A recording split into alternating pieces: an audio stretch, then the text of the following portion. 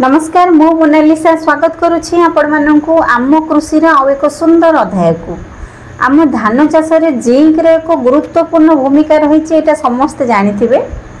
Zinc रो जदि अभाव देखा जाए आम धान फसल रे ताहेले आम धान गछर केबे भी सठिक वृद्धि हेबो नाही। धान गछरे अधिक रु अधिक पिल मध्ये आसीबो नाही, जहा द्वारा आम अमल उपरे प्रभाव पड़िबो। जिंक आम धान फसल पई निहाती आवश्यक। तेबे आमे जिंक को सार सहित मिसेकी प्रयोग करिबा ना जिंक स्प्रे करिबा केउंटी भल रहिबो आज रे वीडियो रे से विषय आलोचना करिबा। जदि आपण माने आम कृषि यूट्यूब चैनल रे नुआ किंबा आम कृषि रो एही वीडियोटी आपण मानक पाखरे प्रथम थर पहुंचीची दया करी आम कृषि यूट्यूब चैनल को सब्सक्राइब करंतु। वीडियोटी को अधारु स्किप न करी शेष जाय निश्चित देखंतु। जिंक आज्ञा होउछि एक माइक्रो न्यूट्रिएंट बा अणुसार। जिंक रो आज्ञा सब फसल रे आज्ञा आवश्यकता रही। धान हो कि आपणकर पनीपरिबा हो सब फसल रे आज्ञा आपणकर जिंक रो आवश्यकता रही। जो धान फसल रे आज्ञा जिंक रो अभाव हुए ताले धान रे ग्रोथ हेबा सहित धान रे पिल आसीबो नाही।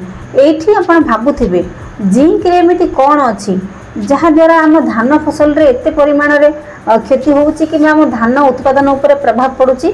तेबे चलंतु डेरी न करी कथा बा जिंक रे एमिति कोन अछि जहा द्वारा जिंक जदि आम न पकेबा आम धान उत्पादन ह्रास घटुछि।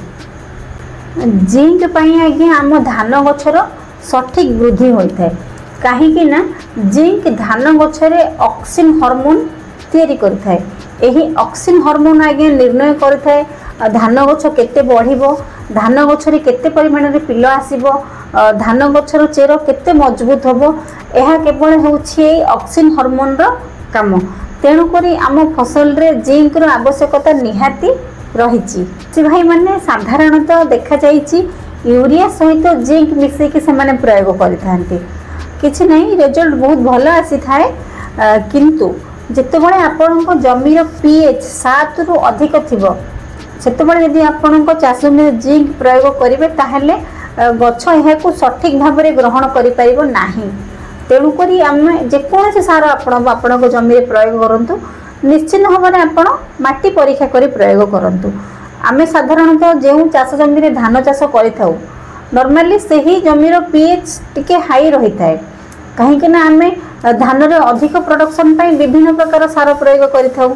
तेणु करी आमको धान चाष रे जिंक मध्य प्रयोग करिया पे पड़िबो। तेबे आसंतु जानिबा जिंक को आमे केउ समय रे प्रयोग करिबा, जिंक को सार सहित मिसे के प्रयोग करिबा ना स्प्रे करिबा। जदि आमे जिंक को सार सहित न पके कि जिंक को स्प्रे करिबा ताहले आम धान गछ को सीधा सालक ग्रहण करिथाय। जेतेबेले आम धान 20 रु 25 दिन रो होइथिबो तो सही समय रे हमको जिंक स्प्रे करिया पे पड़िबो। जदि आपण गोटे एकर पई जिंक स्प्रे करूछंती ताहले आपनको 100 लीटर पानी रे 500 ग्राम रो जिंक आवश्यक पड़िबो। भल से ताकू मिक्स करिवे, गोटे भल से द्रवण प्रस्तुत करी आपण आपनको चाष जमी रे प्रयोग करि परिबे। एहा द्वारा आपनको चाष जमी रे जिंक रो अभाव परिलक्षित हेबो नाही। जिंक स्प्रे एथि पई आज्ञा कले हम धान जमी को फायदा मिल थाए काहे कि ना जिंक स्प्रे करिबा द्वारा गछ एहा को सीधा सड़क ग्रहण करि पारे एवं अधिक समय जाए गछ एहा को ता पाखरे रखि पारे। एहा द्वारा धान गछर वृद्धि सठिक हेबा सहित धान गछरे अधिक रु अधिक पिल आसी थाए।